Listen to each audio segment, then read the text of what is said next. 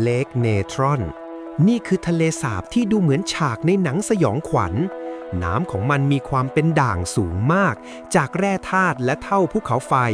ทำให้สิ่งมีชีวิตที่ลงไปตายไม่ได้เน่าเปื่อยแบบปกติแต่กลับถูกเคลือบจนแข็งเหมือนหิน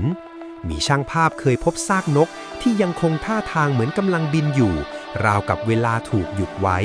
แม้มันจะดูน่ากลัวแต่จริงๆแล้วมีสิ่งมีชีวิตบางชนิดเช่นนกฟลามิงโกที่สามารถอาศัยอยู่ได้เพราะร่างกายปรับตัวได้กับสภาพสุดขั้วแห่งนี้ที่นี่จึงเป็นทั้งสถานที่อันตรายและแหล่งชีวิตในเวลาเดียวกัน